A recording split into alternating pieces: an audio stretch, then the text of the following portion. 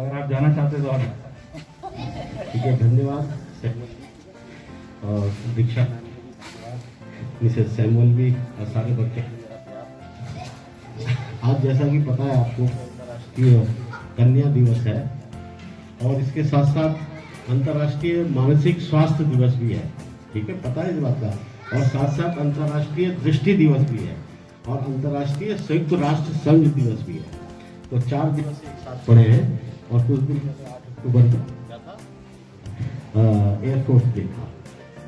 तो महिला, क्योंकि इस देश में महिलाओं का स्थान बहुत उच्च माना गया है। हमारे देश में महिलाओं को सम्मान देना, महिलाओं के लिए उनके सुरक्षा कानून बने, इसी ढंग से बच्चों की सुरक्षा के लिए भी जुवेनाइल, जो इवन आपने देखा होगा जो बाल अपराधी होते हैं, उन बहुत ज़्यादा किया है। तो इसी क्रम में जितने भी बच्चे हैं, बालिकाएं हैं, उनको अपना स्वयं कामयाब होने के लिए एक रास्ता बनाना। इसमें मेरा कहने का आशय ये है, आप जितने बच्चे हो ना, जितनी लड़कियां हैं, उनको सेल्फ कॉन्फिडेंस, मतलब इतना ज़्यादा कॉन्फिडेंस अपने पे होना चाहिए कि वो जीवन में आगे बढ़ सकें, अपनी सुरक्षा कर सकें एक ऐसे व्यक्ति से जो आप पर हाथ डालता है। आप इतने दिमाग से साउंड होने चाहिए कि आप किसी भी कंपटीशन की या किसी भी क्षेत्र में तैयारी करो तो सेल्फ डिपेंड हो।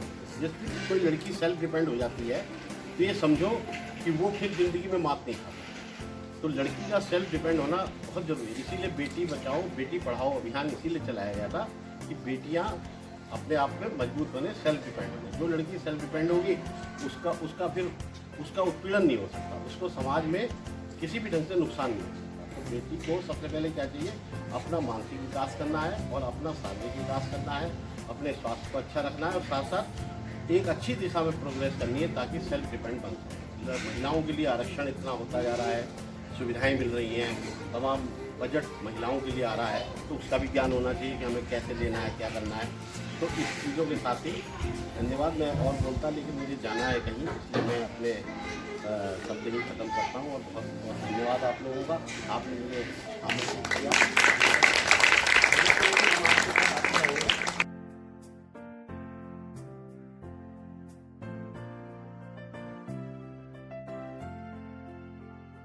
और भ्रूण हत्या कर दी जाती थी। जैसे आप यहाँ पे ढेर सारे ये चार्ट्स बने हुए हैं, आप लोगों ने ही बनाए हैं।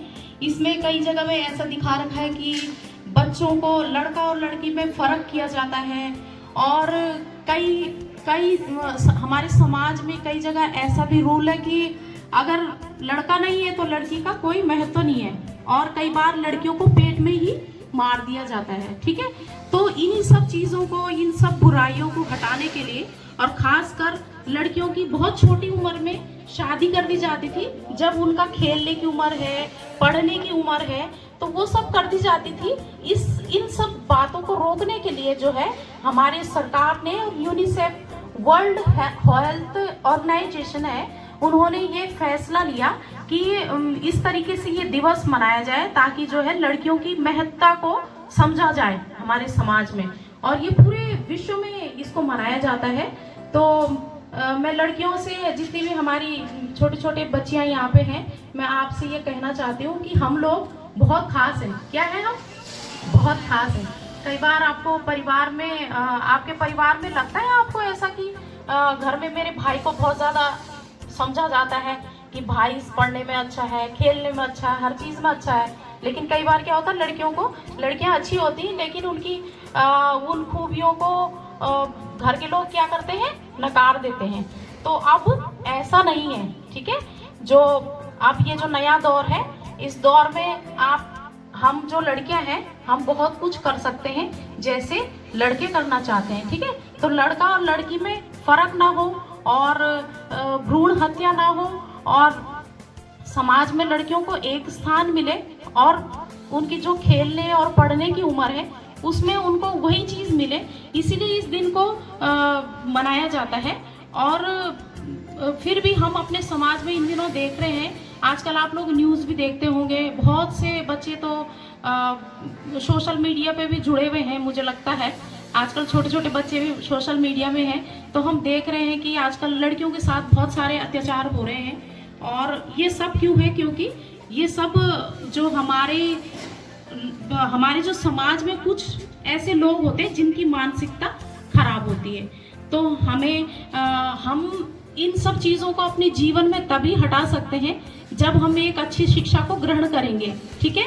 तो इसीलिए मैं सारी लड़कियों से विशेषकर बोलना चाहती हूँ कि हमें इस दिन में ये संकल्प लेना है अपने जीवन में कि हम जो पढ़ रहे हैं उस पढ़ाई को हम जारी रखें, उस पढ़ाई को हम छोड़े ना, चाहे कोई भी प्रॉब्लम ना आ जाए, लेकिन हमें अपनी पढ़ाई को छोड़ना नहीं है, ठीक है।